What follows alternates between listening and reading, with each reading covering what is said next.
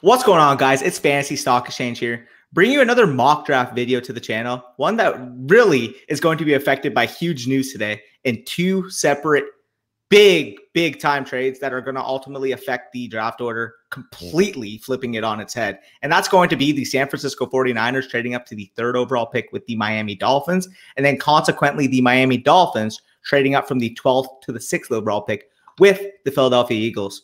Corey, I was writing my test when this news got leaked or confirmed. What was your thoughts when this was happening? Because I know you were working as well. Yeah, I got out of a meeting at work and my phone was going bananas and it like drained 10% of my battery. It was crazy. I looked, I'm like, oh, the Dolphins traded down, and then I like didn't see the other part of the trade for like for 5 minutes. I was like, oh man, I wonder why the Dolphins traded down so low, and then I realized that they traded back up again. Just a bonkers trade. And not only have we not done a mock draft since this trade, obviously, because it just occurred today, but we haven't done one since free agency either. So a lot of moves since our last mock draft have happened that have affected some of the team needs. So I think it'll be fun to just even if we were just doing a post free agency mock draft, it would have been fun, let alone the fact that the draft order and the way that the draft is probably going to go now is completely flipped on its head.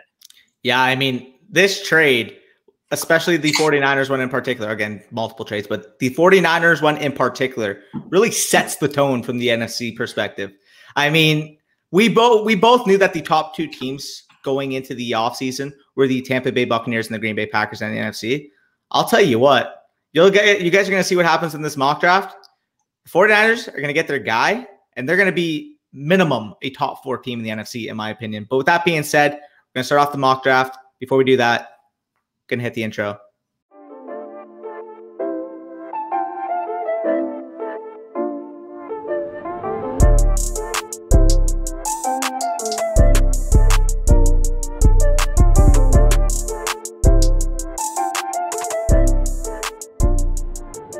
Okay, so with the first overall pick in this mock draft, we're kind of just doing this live, kind of free flowing, but nothing's going to go on here that's out of the ordinary. And as you guys can see on the screen, it's Trevor Lawrence, quarterback from the Clemson Tigers.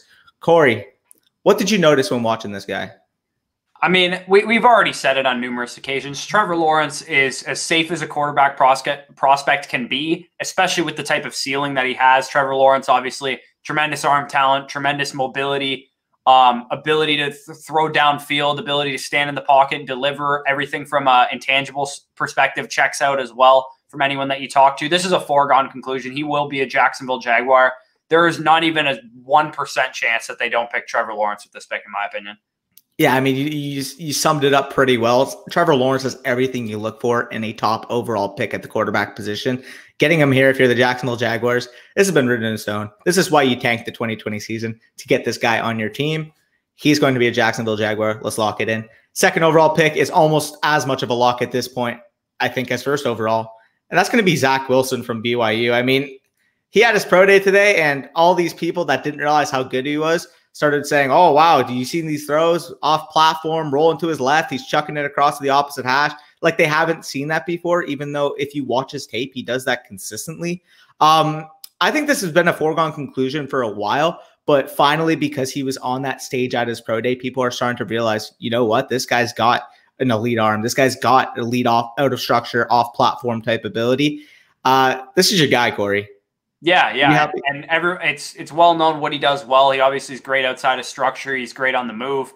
He's great playing, honestly, from the pocket as well. And I think a big encouraging sign for me was to see that he measured in at 6'2", because, I mean, I wasn't concerned about his height, but I did think he was a little shorter than 6'2". I thought he would have been like 6 foot, 6'1", based on what he looks like on film. And he weighed in at 215, which is actually more than Trevor Lawrence. So that was pretty crazy. I think Zach Wilson, another thing that's really notable is that apparently, we'll get to the trade in a second, but the Philadelphia Eagles supposedly tried to trade up to number 3. And their intention was to select Zach Wilson, apparently. So the fact that they didn't do that makes this pretty much a foregone conclusion that Zach Wilson will be gone by that pick. And the only way that's going to happen is if the Jets pick him at 2. So I think Sam Darnold's out of here whenever he gets traded, whether it's before the draft, during the draft, on day 2, day 3 of the draft. Whenever it happens, I think he's gone. And I think the Zach Wilson era in New York is going to start. And we've said on numerous occasions, he's a tremendous fit for Michael LaFleur's offense, assuming he runs a similar scheme to his brother and Kyle Shanahan. He can operate in that West Coast system, get him on the move, get him on the run, bootlegs, quarterback runs, all that stuff will translate well to Zach Wilson's game. For sure. I mean, again, you mentioned it. Thank goodness he's not going to the Eagles, because I do not want to see this guy in the division or really any of the top 4 quarterbacks. Thank God he's not going to the Panthers either, because I don't want to see him in my division. Yeah, speaking of Panthers, we'll get to the Panthers in a little bit. I have a potential move they might try to do now that they're most likely not going to get one of the top 4 quarterbacks. Anyways, let's go to it. The 3rd overall pick. The 49ers traded up for this for a reason. Are we deciding on these together? Are we are we switching? Like, what are we doing? Let's do it together, man. Fuck it. We're enjoying it. It's a Friday night. We're chilling. We're heading into the weekend. We didn't really plan much before this, but you know what? It's Miller time. I wish I had my beer on me, but it'd be kind of looking stupid if I left mid-video. But with that being said, 3rd overall pick, it's going to come down between Trey Lance and Justin Fields. Okay, are we going predictive or what we would do? Your call. Okay, if I want to go what we would do, because I think those are more fun to do as mock drafts. Like, I don't really like trying to predict like what other teams are going to do. So I'm going to pick Justin Fields. That's who I would pick because I think he's the better prospect out of Justin Fields and Trey Lance. I think there's pretty much an equal chance that this pick is Trey Lance. We've already had rumors stirring that the 49ers are very interested in Trey Lance. And I think they have the type of situation set up for Trey Lance to succeed with potentially a bridge quarterback and Jimmy Garoppolo in place currently. But I think Justin Fields could benefit if they had a guy in place too, because Justin Fields is not a complete quarterback. He could use a little bit of time to sit and learn under a coaching staff and a quarterback like Jimmy Garoppolo and Kyle Shanahan. So, I mean, we've already documented what Justin Fields does well. He's a dual threat quarterback. He can run the ball. He is a tremendous athlete, and he gives you everything you want from a physical tools perspective. He has a great arm, great outside of structure, great within the pocket, great on the move. He does everything really well. The only thing that you want to see him clean up is consistency with his accuracy and some of his play under pressure. So everything that Justin Fields brings to the table is coachable, especially when you have a coaching staff like Kyle Shanahan and the 49ers. And if you think of that offense, how fun that could be with San Francisco having Justin Fields as a dual threat quarterback, with Brandon Ayuk and Deebo Samuel being able to use as running options as receivers. Plus you have a speed guy to complement the power quarterback in Raheem Mostert. And you have George Kittle, who's just a weapon in his own right. So, I mean, that offense could be very, very explosive and very dynamic. And I tell you what, we already said this on numerous occasions. Whatever quarterback goes to the San Francisco 49ers is my quarterback one in Dynasty. Because I've said on numerous occasions, again, that landing spot to me means more than talent, especially when all 4 of these top guys are all pretty equal in talent, in my opinion. So I'm going to take whoever it is, Justin Fields, Trey Lance. He's going to be my 101 in Superflex. Yeah, again, and call me crazy. I think by the end of this year, if the 49ers were to get Fields, by the end of this year, going into the 2022 offseason, we could be talking about Justin Fields as being a better dynasty quarterback asset than what a guy in his division is already regarded as, and who basically gets there on his athleticism alone. And that's going to be Kyler Murray. I think after this 2021 season, if Justin Fields is on the 49ers, he is going to be taken before Kyler Murray in dynasty drafts. And I think even if it is Lance, I think both of these guys of the 4 quarterbacks, they're the 2 most similar in my opinion, because they bring that dual threat element. They're both great runners. So whatever quarterback this is going to be a big time rushing threat. So that alone from a fantasy perspective is enough to get you intrigued. So the next pick we have here is the Atlanta Falcons. I have an idea here. We mock Trey Lance to the Falcons basically in every mock we've done. I have an idea for this one. The team at 9 is willing to move up to number 4 right now, and they're willing to offer number 9, number 40, and next year's first-round pick to get it done. That's going to be the Broncos. What if Carolina also wants to try and get up too? I think the Broncos might have to pay more than that. The problem that I would have with that is with the Falcons division trade. Would the Falcons want to give Trey Lance in the division? Yeah, that's true. Yeah, they definitely might not want to do that. I'm on board for the Broncos trading up. I think we've already talked about this on numerous occasions. The Broncos are not sitting pat at number 9 because I think the value doesn't really line up with what they need for their football team. Now, Micah Parsons might have improved his draft stock over the past couple of days, and that's a way that they could go at pick 9 if they were to stick and pick. But there's no chance in hell that any of these quarterbacks make it to number 9 naturally. And Carolina is too much of a threat to pick a quarterback that you can't sit pat at number 9 and think that you're going to get one. So you have to go up and get ahead of Carolina. Exactly. And with that being said, let's get Trey Lance here. Sorry, a little voice crack. I talked about it in our quarterbacks video. He was our quarterback 4, but my favorite landing spot for him is actually going to be with Denver because they got ready-made playmakers on the outside. They got a solid offensive line. They got a dynamic threat across the middle in Noah Fant. I think if you pair Trey Lance, let him nurture, let him learn in that offense, and really from one of the best quarterbacks of all time in John Elway, I think Trey Lance could end up being, when it's all said and done, going into 2022, regarded as a top 10 type quarterback. Is he your quarterback too if this happens? If this happens, this is really close for me. If this were to happen, I don't know who I would favor over Lawrence and Lance, because I think Denver has like pieces obviously on offense, but they're not like necessarily proven totally. And their play caller's Pat Shurmur. It's not like Carolina with Joe Brady or anything like that, or the coaching staff that they have there. So that concerns me a little bit about Trey Lance if he were to go to Denver, but I do think he's set up for way more success than he would if he went to like another team, like, I don't know, like even Atlanta, to be honest.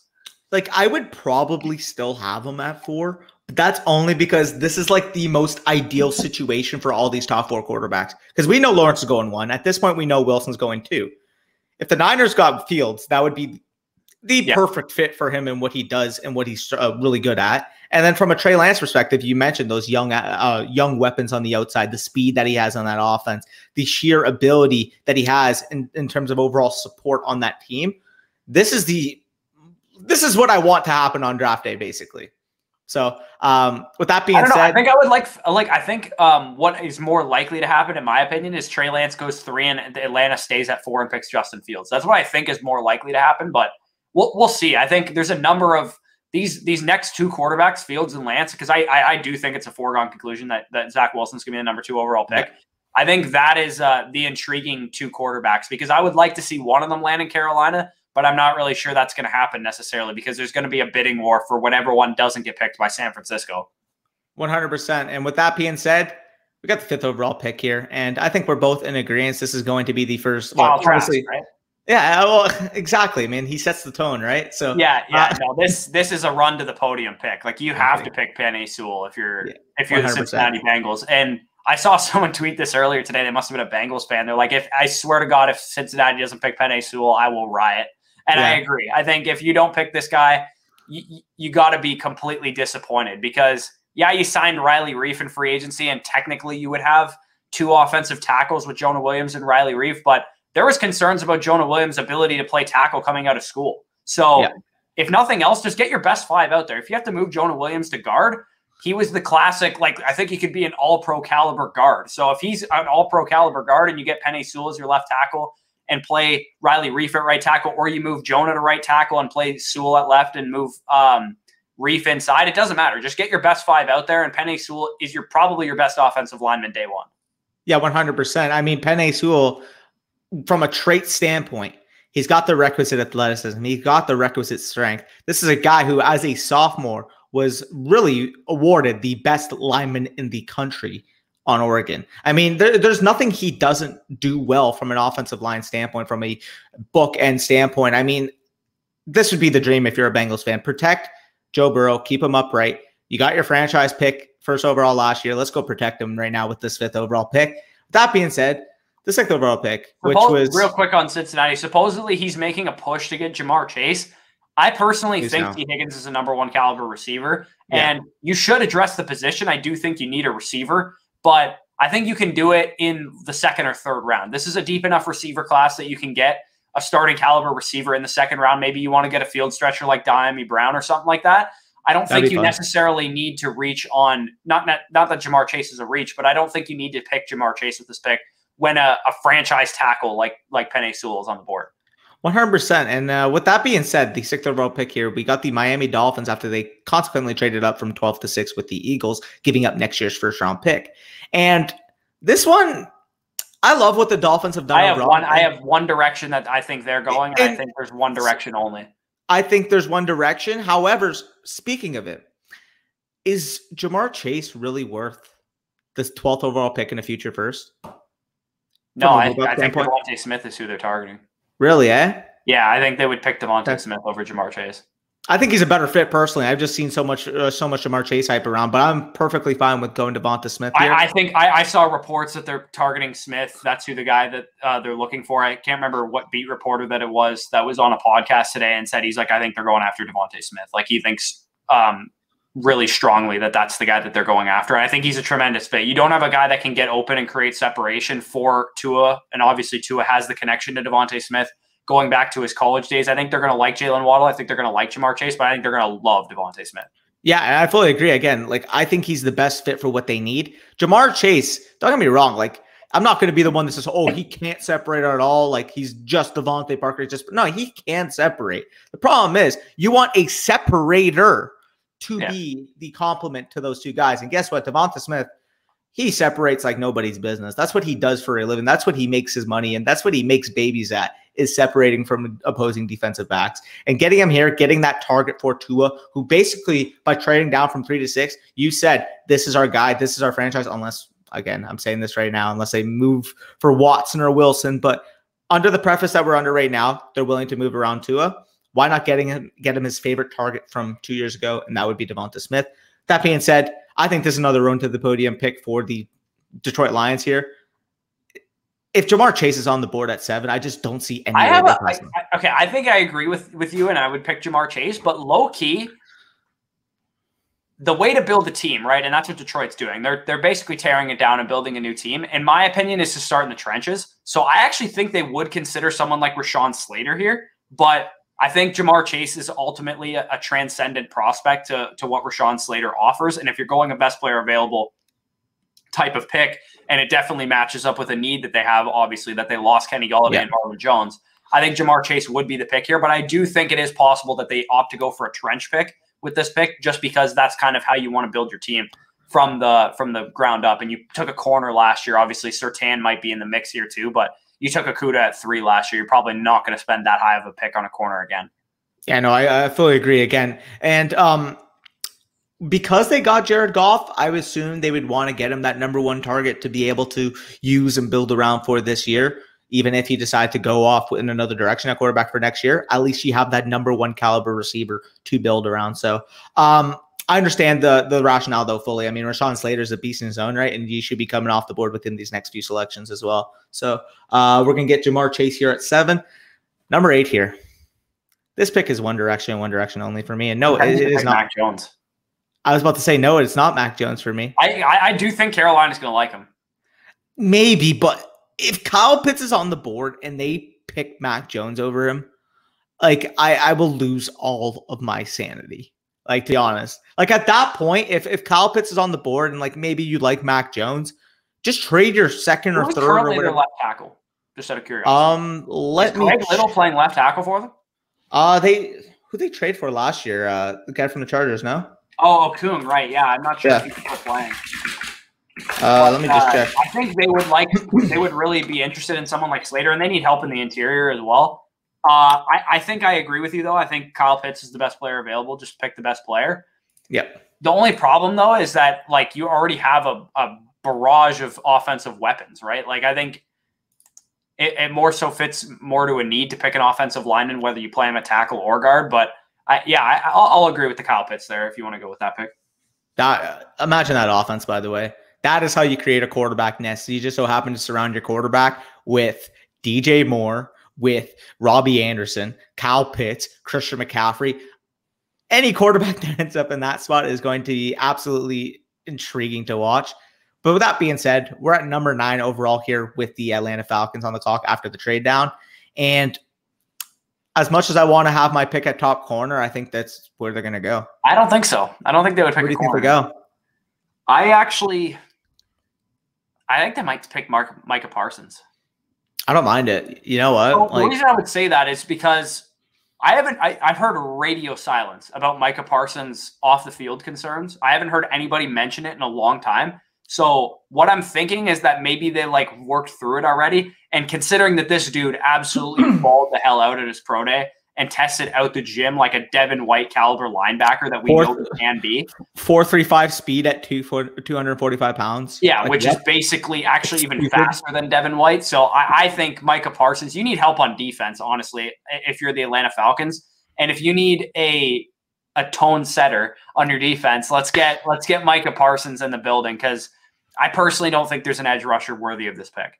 No, and as much as I love Kwity Paye, Like, again, I love all the three edge rushers. I think Jalen Phillips got the best tape, but he's got the medical concerns. I don't necessarily think Azeez Ojulari would be a good fit in their defense. And as much, again, as I love Kwity Paye in terms of the athleticism, he's got amazing potential, but there's no chance I would take him over a Micah Parsons. There's a chance they could reach on an edge rusher here, though. It wouldn't shock me if they did pick an edge rusher here, and maybe closer to draft time, we see someone like Jalen Phillips. Maybe he tests out like just completely wild or something like that. Maybe he rises up to this point, but I personally don't think there's a top 15 pick at edge rusher in this class. And I agree. The reason why I think Pay's going to go there is because he just had his pro day today.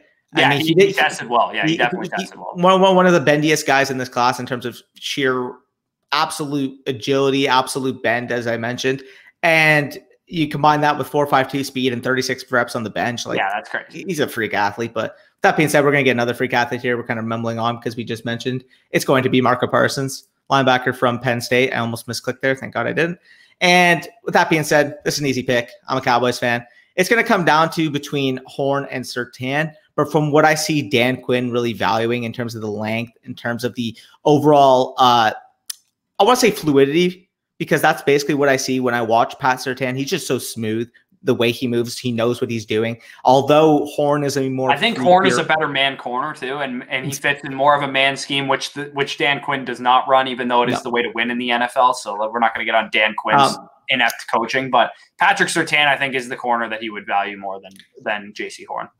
Yeah, and again, like from a Surtain standpoint, he is the best cornerback in the class today. Like, if you were to say, I'm going to have a cornerback step out. I mean, Caleb Farley to me is still a better corner than him, but Caleb Farley has the back issues that he's having surgery on. So if you guys aren't aware of that, Caleb Farley normally would have gone around this range of the draft. He's a guy that is dealing with like back surgery, so he might slip a bit. I'm not willing to say he's going to fall like out of the first round or anything like that. I still think he's going to have a home in the next couple picks here, because I do think he's going to supposedly be back for training camp, according to the things that I've heard on like podcasts and stuff. So he's a guy that's going to slip behind the other two corners, but he's not going to slip much further than that, in my opinion. Yeah, and I mentioned, I think Farley's ceiling is the highest because I think he is the best athlete, even though Horn tested incredibly well. However, if you were to tell me day one who's the most NFL-ready cornerback in the class, I will still say Surtain. So, again, that being said, we have a run on NFC East rivals in the next three. I think the Giants would trade down if this was the board, personally. That or Slater? I don't know, dude. I think they would trade down. And I think the Patriots would trade up for Jaylen Waddle if that was the case.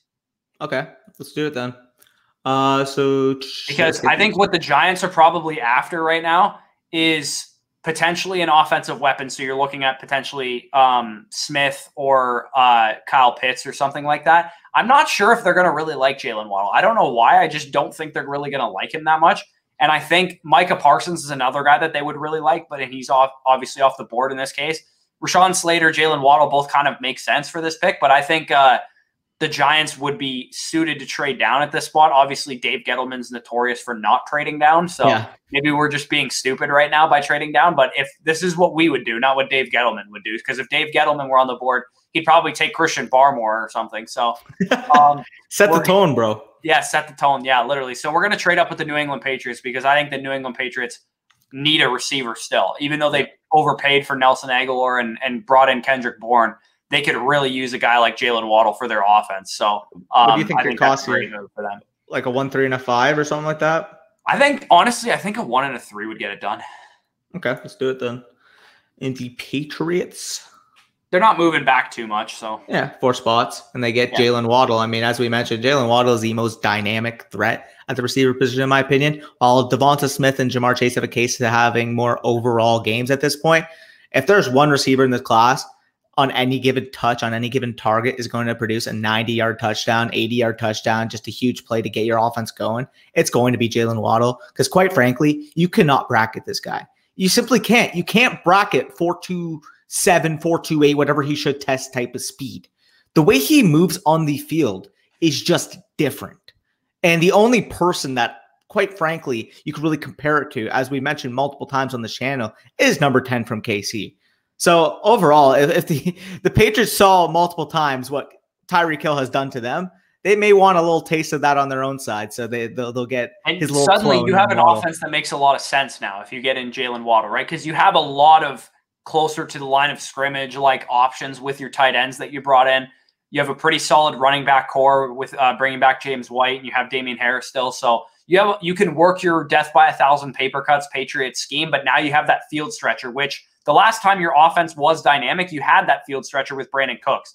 And he's a guy that I've somewhat loosely compared to Jaylen Waddle as well. So I think that's a good fit. And I do think the Patriots will really value Jaylen Waddle. And we know they like Alabama guys in general. Yeah. So this is a board I think that the Eagles are probably very likely going to be faced with. And I think JC Horn is the direction they would go. Really? Yeah. Interesting. Yeah. The thing that's weird about them is from the Eagles' perspective, obviously, again, you would have wanted one of those receivers to fall to you. But again, because of the circumstance, none of them ended up falling. However, again, you mentioned they've needed secondary for a long time now. And JC Horn, with the issues that Caleb Farley is facing with the back, he has to be the next corner up. So let me just take a quick look. So they got Slay. They have Slay and nobody else. That's the answer. Avonte Maddox, yeah. They have Slay and nobody else. Yeah. If you bring in JC Horn, you can build a defense around two good corners, which is really an advantage in the NFL, to be honest. I'm surprised more teams don't try and load up their cornerback room because we've seen consistently that pass rush is great, right? Like when you have a great dominant front, but we've seen kind of those teams taper off year over year. Like the Bears are no longer that fearsome pass rush that we thought.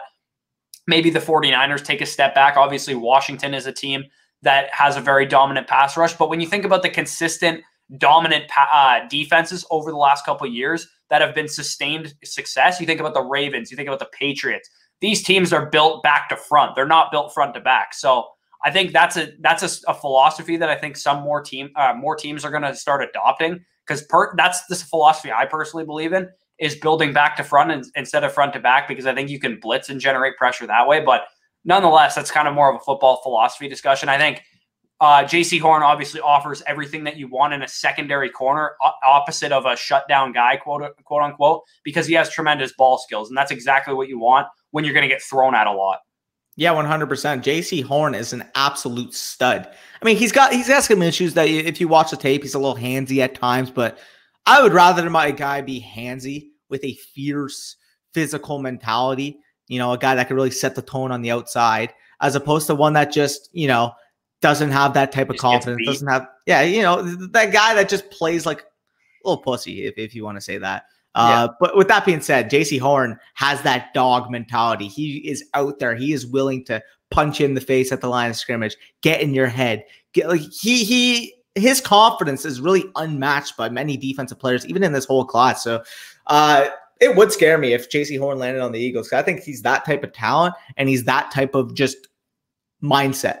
So with that being said, running to the podium, absolutely running to the podium. Let's just, we don't have to say much. We'll literally skip over this. Rashawn Slater has inside outside versatility. You can play him at offensive tackle. You can play him at guard. The Chargers need help along their offensive line, regardless of the position. And I think they would absolutely run to the podium at this position in the draft because Rashawn Slater is probably considered by some, if not the best tackle in the draft, the second best. And not only that, but he has inside-outside versatility, as I mentioned. So get some help for Justin Herbert up front. Get Rashawn Slater, offensive tackle from Northwestern. 100%. So that being said, 14th overall here. I think there's a couple ways the team can go, including a trade down. Would you say that they would prefer a Darrisaw Vera-Tucker or maybe an edge rusher? Or would you trade down to, say, 20? And actually, no, 20 is the Bears. They would not trade down. They would not trade down with the Bears. So what direction do you think the Vikings would go here? I think they would take Vera-Tucker. Vera-Tucker? Okay. So Elijah Vera-Tucker, from all the people that I trust, is not a Quentin Nelson level guard, but he's like a notch below that. Like that's the way that people are talking about him amongst NFL circles. So if he's that level of guard prospect, this is his like type of range he's going to go in just because he's not really a very valuable position. And he does have some potential to play outside at tackle too. So I think this is a guy that you just get on your offensive line, figure out what to do once you get with him or once he gets on your team. And he tested really well too. So I think Elijah Vera-Tucker is a guy that a lot of people are going to realize is going to go higher in the actual NFL draft than he is in mock drafts. Yeah, 100%. Elijah Vera Tucker is an absolute stud.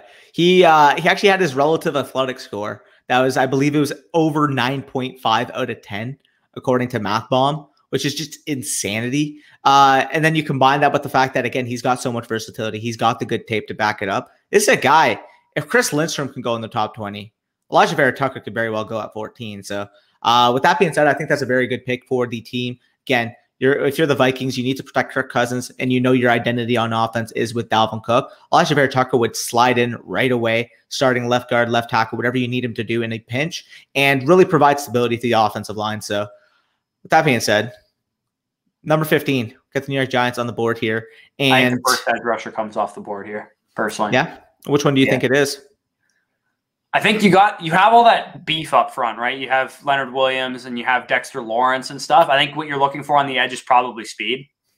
And I mean, a lot of these guys have speed at the top. So I think Kwity Paye makes a lot of sense to me. I think he probably possesses the most kind of speed and bend, as you talked about, of the guys that are at the top. I think Jalen Phillips and Azeez Ojulari also provide that. And obviously Jason Away with the way he tested too. But ridiculous. Yeah, I think Kwity Paye is the best combination of like production, testing, all that stuff. And he fits what the Giants need at edge rusher. So I think that's the direction they would go. Yeah, 100%. Again, in that Giants 3-4 front right now, their slated edge rushers are supposed to be Odenigbo, who they got from the Vikings, and Lorenzo Carter. So, I mean, Kwity Paye would definitely provide stability at the edge rush position. You already presumably built up your secondary, and you got that big time receiver on the outside. Now, low key. Have you seen who they have on their back end? They got Bradbury. They got a number of other like just great players. Like they got Julian Love, Jabril Peppers, Logan Ryan, Xavier McKinney, Ryan, Adoree Jackson. Like they have a good secondary now, low key. Like they go like 5 or 6 deep at their secondary positions, and I think that, again, like I believe in that philosophy of building a defense. That's the way I think about it. But you have all that beef up front. You might as well get some speed to help clean up some plays, especially with some of the mobile QBs that you have in your division too. 100%. So, yeah, I agree. And if we weren't going edge rusher here, the only real other position I would consider is a guy like Christian Darrisaw, simply because you got Andrew Thomas on the offensive line. I think Barrett Tucker would have made more sense for them. Yeah, because definitely. Need more of an interior guy right away. And then potentially they can kick him outside if you move on from Solder next year or something like that. But if you go with Vera Tucker, obviously that's a good pick too. But I think, well, obviously he was off the board. But if he could be potentially a target at 11 too, if they were to stay there. No, I fully agree. With that being said, the Cardinals here at 16, they're in a weird spot. I think this is where the Farley slide ends. I don't know if I think they would be willing to take him right now, given the back injuries for them. Oh, definitely. However, if you're at this spot, for example, a guy like Greg Newsom's really good as well. For the record, I don't think there's a shot in hell he goes ahead of Caleb Farley. Again, from a tape perspective, obviously I do have Farley ahead. I just don't know if the back concerns are going to push him down enough for them to be willing to take him here at 16. Everything I've heard is that teams are concerned about it, but they're not that concerned about it. So what that tells me is that he's going to go behind the other 2 corners, but that's it. Okay, with that being said, then let's just get him here then. If we hear anything more negative going out, we could change. But there is a chance that he could slip into the Jeffrey Simmons territory that we saw back in 2018 or 2019, whatever year that was. Where Jeffrey Simmons to me was clearly a top 10 player in that draft, and he slipped to like 22 or 21 for the Titans. So that could be the case for Caleb Farley. He could slip towards the back end of the first round. And I mean, like the Steelers or something can get like an absolute steal on this dude. But I don't think that's going to happen. I think teams are going to let him slip a little bit, but then they're going to realize, this is a top 10 player in this draft. Like we can't let him slide at a premium position that far. 100%. So now we got the Raiders on the board here, and given their movement on the offensive line, which I think Darrisaw is a good pick. I think this is the floor for Darrisaw. When you're talking about guys, what we look for at tackle are guys that can project from a trade standpoint into the NFL. Now, there are so many guys year in, year out. Oh, well, he's an All-American in college. He's going to be good. I don't care about that when it comes to actually scouting players. When it comes to scouting players, you have to scout traits. And when you watch Christian Darrisaw, I mentioned it before with Penn. He's got the requisite athleticism. He's got the requisite strength. Yes, maybe he needs some consistency work on his hands, maybe consistency work in terms of his overall nuance at the position. But this is still a young, talented, physically imposing tackle, a guy on the edge that could really set the tone for your offensive line. And if you're the Raiders here at 17, I just see no way that you can let him pass up. To me, he is the clear third best tackle in the class, fourth best overall offensive lineman. And if you're a Raiders fan, you have to be happy to get him here at 17, seeing that the last time you picked a tackle here, he wasn't very good. Christian Darrisaw, I can assure you, is very good. But yeah. Do we have some movement here is my question. Because we got two teams that might want Mac Jones in the next 3 picks. Do the Bears try and get ahead of Washington here? Now, what would they want to offer Miami that would actually entice them to want to move up? If we're talking, and we've already seen Miami make some moves that has gotten them more draft capital, so I'm sure Miami is willing to listen to this type of offer. I think it would cost them a 2nd-round pick to move up 2 spots to get ahead, because you're paying a quarterback tax and you're probably bidding against another team, or like maybe Miami gets on the phone with them and they're like, hey, we're going to call Washington and see if they want to come up too. And then they start a little bidding war between the 2 teams, because I do think Washington will be interested in Mac Jones. I do think Chicago will be interested in Mac Jones. And the more I think about it, the more this guy does fit more of a prototype NFL prospect that maybe we were a little hard on him at first. However, he has his limitations. He's not the other 4 quarterbacks in this class. But I do think that this is about his floor in terms of where he's going to get drafted. And I agree. However, if you're Chicago, would you look at it from a apples to apples comparison? Let's just say hypothetically, would you rather move the 20th overall pick in a 2nd rounder for Mac Jones this year, or end up getting one of the guys next year? I mean, the problem with that statement is that you might not be around to make that decision if you're Ryan Pace and Matt Nagy. Potentially not, but at the same time, the opportunity cost of moving up for Mac Jones this year would be giving up a Rashad Bateman and 2nd-round pick, hypothetically. Because if you're pigeonholing Mac Jones at 19, you're assuming that a guy like Bateman would make it to you at 20, right? Yeah. So, I don't know. What are your thoughts on the Bears then? Like, we could stand pat here. I think there's a player on the board that I don't know if I've seen too often mocked to the Dolphins, but I do think they would really like this player, and I think it's a pretty big need, and maybe even a bigger need than it suggests here. I think they're going to love JOK. Yeah, that would be fun. I think that's a great fit for Miami's defense. They're building a nice defense there. They have a great secondary. Their offense or their defensive line isn't the greatest in the world, but again, I keep saying it. Secondary might be the new way to build the defense, because the Dolphins had a good defense last year, and I think they're going to have a good defense this year. You need a general. You need a field general for your defense, and JOK is all over the field in any Notre Dame game that you're ever going to watch. Yeah, I mean, right now their slated starting strong safety would be Eric Rowe, and that's the position I think JOK would play on this defense. You can play him in the box as your strong safety. He can impact the game in multiple facets. He can slide down to the nickel if you need him. He is just such a versatile piece. And when you watch Notre Dame games, he is all over the place. It seems like he makes every single tackle on the field for this team. And if you're at 18 and you can get a guy that can impact the game like JOK after getting a guy like Devonta Smith that can impact the game on the other side. If you're a Miami Dolphins fan, you are absolutely that's a great draft. Yeah. So with that being said, at 19 overall, we were mentioning the Bears trying to trade up to leapfrog. Fortunately, Washington's going to sit pat at 19 and end up getting the guy that they would want here. So Mac Jones, I think, would be the virtual lock as his floor here at 19.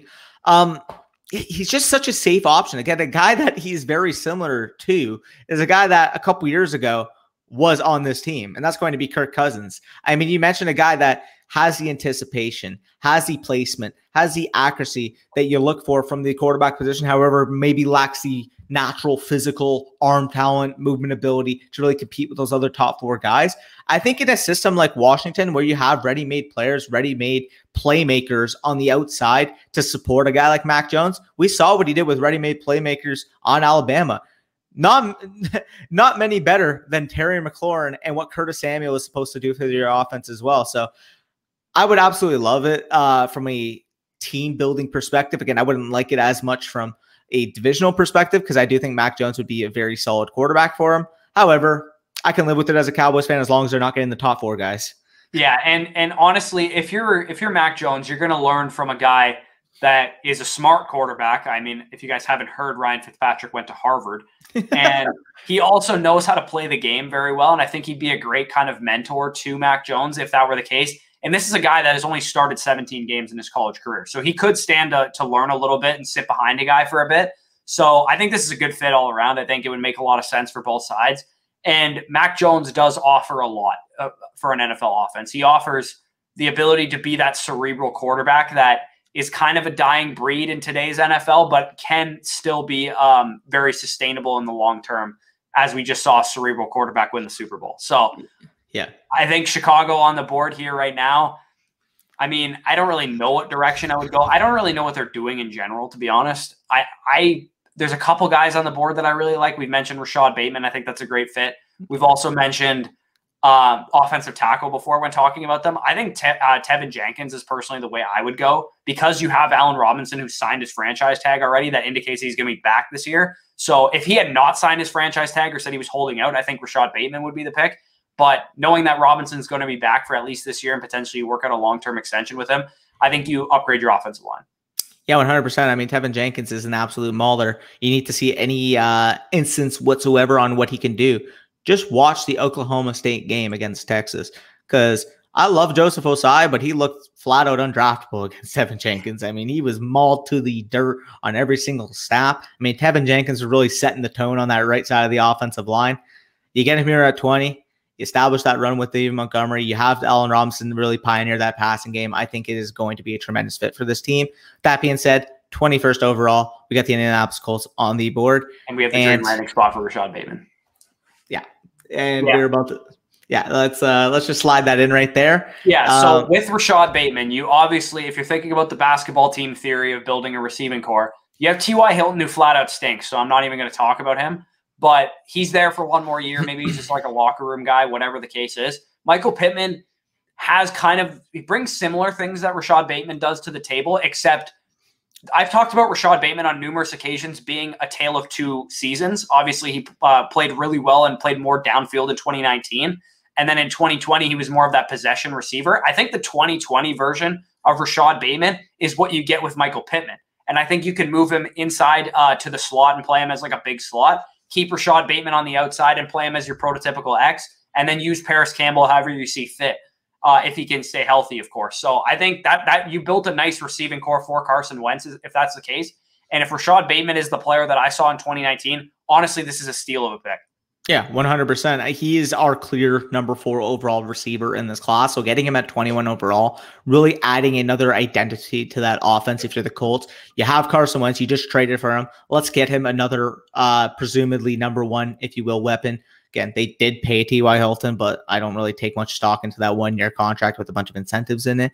Go get your guy. Rashad Bateman at his max potential is a number 1 in this league.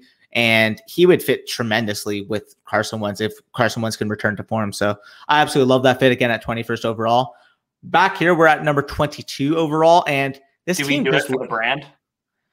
We could. I kind of want to do it for the brand, low key. No, fuck it. It's our mock draft. I do think corner is their biggest need. Yeah, it's listed as their biggest need. I do think it is their biggest need.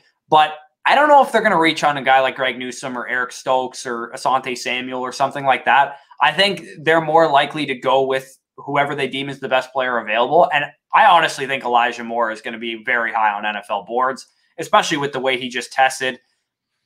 We got AJ Brown tweeting out that he wants Elijah Moore to be their pick at 22. Like, get him to Tennessee, get him back with his old teammate from Ole Miss. I love this fit. If this happens, I absolutely love this fit. Let's have fun with it, man. He is our guy. He is our wide receiver 5. We are the highest on him in the industry. So why not put him in that first round, get him that draft capital, get him into that first round of rookie drafts. We'll see what happens. But with that being said, 22 overall here. Let him be the wide receiver 2 for AJ Brown. Let those Ole Miss boys really cook it up in that wide receiver core. I absolutely love that. And at 23 overall here, you got the Jets on the board. And although we passed on Newsome for the Titans, I just don't see him being past the Jets here, quite frankly. They have absolutely nothing. I don't want to give him Rondo more. I don't know why I kind of want to do it, just because I think it's a tremendous fit. First of all, I think it's the way that Rondale Moore needs to be used is by someone like Mike LaFleur. I think it's a great fit for him, but corner is a more important position. I think had Rashad Bateman been here, I think that's definitely the pick that they would have went. They would have went wide receiver, but I don't think the Jets are probably going to pick a wide receiver at number 23 unless Rashad Bateman is on the board. So I think they have bigger needs at more important positions like cornerback and edge rusher. So I think, Greg Newsome makes a lot of sense here. Guess who their cornerback? Wouldn't mind Ojulari or anything like that too. Guess who their cornerback one is right now? Is it Lamar Jackson? Their top two listed on the depth chart right now is Bless Austin and Bryce Hall. Jeez, Bryce Hall's on their team. I actually really liked Bryce Hall before. He just had so many injuries, man. Yeah, he was actually really good at one point. But Greg Newsome, get him a corner because Jesus, that's terrible cornerback depth chart. Just get him a starting corner just for the love of God. And although I personally would see them going Cosme, it's a fantasy channel, and it's what we would do. Let's just get Najee Harris as a Pittsburgh Steeler and call it a day. Let's do it. I mean, you want a tone setter in your backfield? Najee Harris sets the tone. All right, so we've said it enough that you guys need to comment, set the tone if you've made it to this point in the video. And also while you're down there, subscribe to the channel if you haven't already. Like the video. Also, if you haven't already, those all help us out tremendously. So comment, set the tone if you made it to this point in the video. Continue. For sure. And Najee Harris sets the tone. He is that gritty, physical back. You already got Benny Snell on the roster, who's a tone setter in his own right. Let's get him a number one tone setter in that backfield. Imagine just the sheer grit of this backfield with those two. Now, in all seriousness, though, they want that identity back on their offense. When the Pittsburgh Steelers were good, the Pittsburgh Steelers had a physical offensive line with a stud running back. And guess what? Najee Harris checks all the boxes you look for from an NFL fantasy football superstar running back. He's got the pass catching prowess. He's got the physicality between the tackles. He's got the sheer patience, the feet that you look for in being that stud. I think if Najee Harris was here at 24, he's got a case to being 102 after whoever San Francisco picks. And that's crazy to a lot of people on Dynasty Twitter who have hailed Trevor Lawrence as the savior on Dynasty for the past year. But if Najee Harris is a Pittsburgh Steeler, he's got a good claim at 102 for us. And as you guys know, as we said, the San Francisco quarterback would be 101 unless it's Mac Jones. So if it's Mac Jones, I'll rip my eyes out. I don't know what to do with Jacksonville. This pick, I never know what to do with them. Because I believe they signed, is it Anthony Harris that they signed in free agency? They signed a safety in free agency because my go-to pick for them was always Trevon Mooring because I use the best safety in this class. I think it's not even close. So that was a direction I always went. Eagles signed Harris, by the way. Sorry. Okay, so who did they sign? They signed a safety. They signed cornerback Shaq Griffin, and their two safeties right now on the roster are Rayshawn Jenkins and Jared Wilson. Okay, maybe they do need a safety. Give them Trayvon Mooring right now. All right, I don't know what else to do with them because it says offensive tackle and wide receiver, the next two biggest needs. I personally don't think offensive tackle is that big of a need for them because they have Jawan Taylor as a right tackle, who's been up and down. Robinson. He's been solid in his NFL career, and they franchise tag Cam Robinson. So I guess you could take an offensive tackle with the intention of moving on from Cam Robinson after the season. But to be honest, it's not like an extreme value point where you're at with offensive tackle. You're probably picking a guy that belongs to go a little bit later than where you're picking right now. So I think Trevon Mooring's the best safety in the class, and you guys need help. The Jags need help on their safety in their back end. So the only real offensive tackle I'd probably consider here would be a Cosme. But I think Merrick would be a really good fit. You got speed, you got athleticism on your outside, in your secondary right now. I literally no clue how to pronounce his name, by the way. So Merrick, yeah. But with that being said, the Browns are on the clock here, and it says their number one need is edge. I think that would be a great fit, unless, of course, they could go out and sign Jadeveon Clowney as we speak. But given what we know right now, just looking at their depth chart, really, they don't have much outside of Myles Garrett. I mean, if you actually take a look at their edge rushers currently, they have Tack McKinley as their slated other defensive end. Joe Jackson's their second unit. Porter Gustin, Calvin Malvo, Curtis Weaver, if you remember him from last year. Is he Boise State? Yeah. I don't know how I remember that. I actually also remember the name Porter Gustin too. He must have come out recently. Yeah. Too. I personally think here, if Jalen Phillips is on the board, you swing for the fences here at 26. Because let's be honest, if this guy was fully healthy, if we knew he didn't have those concussion concerns, he would be the only edge rusher in this class worthy of that top 10 type selection. Yeah. So getting him here at 26 to pair on the other side of Myles Garrett would be an absolute nightmare for really all of those other AFC North combatants. So. Okay, so I'm tempted to just say take Azeez Ojulari right now because I think that's probably the direction they would go. The Ravens, as I mentioned already, like they don't really value edge rushers that high. They never really have drafted edge rushers that high. They tend to just draft guys in like the third round, let them develop, and then let them walk in free agency, get a third round compensatory pick, and then repeat the cycle all over again. And they have Jalen Ferguson, who they drafted in the third round, who will probably have like a 14 sack season somehow. Yeah. And get paid in free agency 2 years from now. But all jokes aside, they lost Matt Judon and Yannick Ngakoue. They're two starting edge rushers. So I think Azeez Ojulari is a tier break at the position, and I think he would probably be the pick here. Yeah, I fully agree. Again, Azeez Ojulari is that clear top three edge in this class, in my opinion. Again, the top three, I don't care what order you slice it personally, but it's Ojulari, it's Phillips, and it's Pay. Now, we have Pay going a little earlier than those guys, and that's fine because of the concerns with Phillips and because of the schematic edge that Pay had over Ojulari at that slot. I think this is the tier break.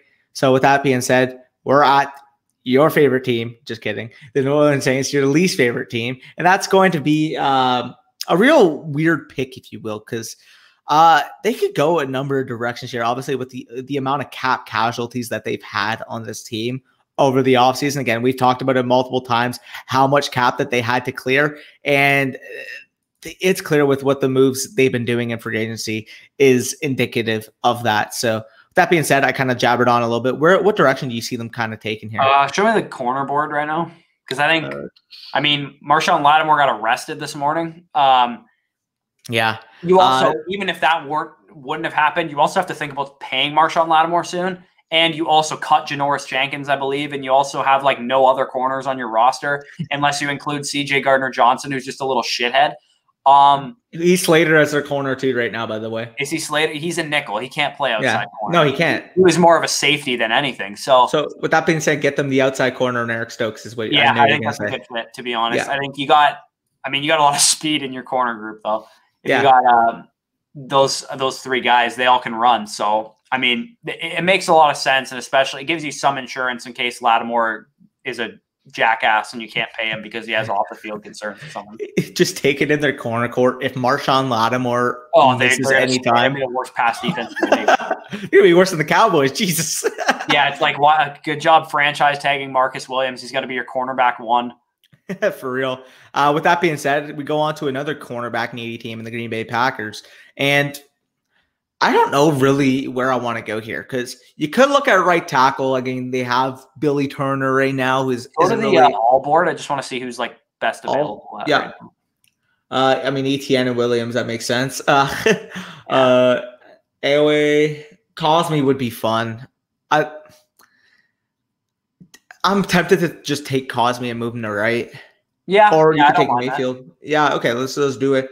Cosme, another key term I've been saying throughout this video, but requisite athleticism. You want to watch a requisite athletic, or you know what I mean, in terms of the sheer athleticism that this cat has.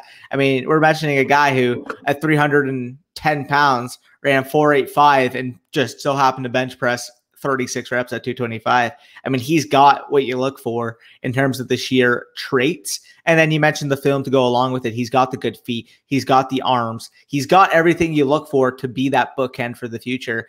And you got Bakhtiari on the other side. You slide Cosme on the right side, and he'll eventually take over as your left, given Bakhtiari's age and injury history. I think if Cosme made it to 29, Green Bay would absolutely be jumping up and down in their socks. So, what are your thoughts on Cosme real quick? I think Cosme's like a ready-made tackle in the NFL. Whether he plays left, right, I think he's pretty pro-ready, and I also think he has a pretty high ceiling as well. I have a soft spot for Texas Longhorns because I used to watch Vince Young when I was a kid. But, yeah, either way, I think it's a good fit. You have Bakhtiari coming off of an injury, and you don't really have a functional right tackle right now. So either way, this guy's going to have a role. And I think there's a number of ways that Green Bay can go. They can go linebacker. They can go receiver. They can go a number of different ways. But I think when you look at those classes, they're deeper than the offensive tackle class. And the offensive tackle class is pretty deep in its own right, but the linebacker class, in my opinion, is really strong in the second round, and so is the wide receiver class, honestly, throughout the entire draft. So you can fill those holes later. 100%. So now we got the Bills on the board here, and there's a certain pick I want to do right now. Go for it. So who's the fastest player on the Bills offense?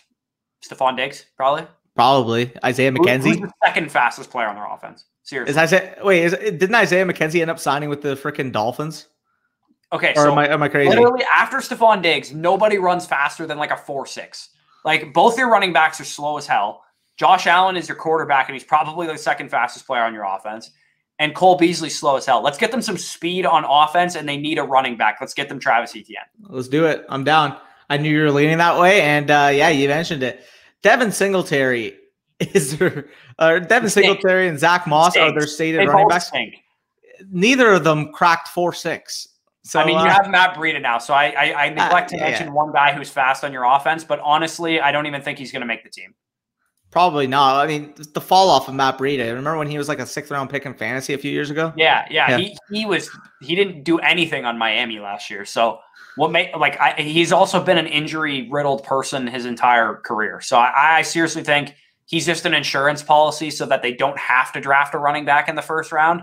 But if Travis Etienne or Najee Harris or Javonte Williams are there, I seriously think they're going to draft a running back in the first round. Yeah, I mean, that'd be fun as well. That being said, I almost said offensive tackle Chiefs on the board here, or on the clock here. Offensive tackle, and so that's what the direction I'm going. You got to start right away. I'd take Liam Eichenberg. He's a Notre Dame. They're all pretty ready to play right away. Whether he has a high ceiling or not is probably up for debate. But Liam Eichenberg is literally the most overused scouts term with offensive linemen. Just plug him in, and he's a 10-year starter. I seriously think Liam Eichenberg is that guy in this draft. I think what you get out of him is not great athleticism, but he just knows how to play the position. It's because he plays for Notre Dame. Yeah, and their slated tackles, their slated starting tackles right now are Martinez Rankin and freaking Mike Remmers. I think Martinez Rankin's been traded 11 times in his NFL career, from the Texans 3 times at least. Facts. So with that being said, your favorite team is on the clock here at 32, rounding out the first round. There's 2 directions it can go here. I have no idea what they're going to do with their pick. Now that they brought Leonard Fournette back, which happened today, one-year deal. Now, I think the 2 best candidates on the board just so happen to be Javonte Williams and Christian Barmore. But who do you want? It's our draft. Who do you want? So I listened to a podcast this week where Warren Sapp was on it, and he worked out Christian Barmore, and he's like, I don't take him until the 3rd round. He doesn't like him at all. And he said it's like a work ethic, doesn't take directions type of thing, not necessarily like his physical talent. And he's also a guy that you've seen. I've heard people say he takes plays off on film and stuff. I haven't watched the film, so I have no idea, but I'm going to stay away from Christian Barmore until I know more. Plus, we also brought in Ndamukong Suh back, so we don't necessarily need an IDL this year. You don't have many needs. We don't have any needs. Literally, our team is so good that I have no idea which direction I'm going to go. The best player on the board that's somewhat of a position of need. You know what? I have an idea. Go to edge right now. Yeah. Give me Jason Away. Wait, Jason Elway? Yeah. I bet. I mean, I have no idea if they're going to like him or not, but he's a high ceiling player. He's clearly a great athlete. He doesn't have to start right away. He's just a rotational pass rush specialist that you kick Jason Pierre-Paul inside for pass rushing downs. Just get the guy involved somehow. We have a great defensive line coaching staff. I think they can coach a guy like this up. Yeah, no, 100%. Again, you get that type of athlete in the building with coaches like the Tampa Bay Buccaneers have, especially with Todd Bowles, he can develop into something absolutely freakish. And the other edge rushers on the roster too are very good at sacking the quarterback, which is the primary job of an edge rusher. And Jason Away is not, considering he had 0 sacks this year. So with Shaq and JPP in house, you definitely know that he's going to get some moves, some pass rush moves, and some counters that he probably doesn't currently have. And he has the package and the frame to be able to become a great edge rusher if he just takes some time to learn the position a little more. Yeah, 100%. So with that being said, we will quickly recap the first round of the mock draft and sign out with you guys. So let's just show the trades real quick. As you guys can see, recapping those trades, 2 quarterback trades, or 1 quarterback trade and 1 receiver trade, obviously being Denver going up for number 4 and taking Trey Lance. And obviously with the New England Patriots trading up with the Giants to end up getting Jaylen Waddle added to their team.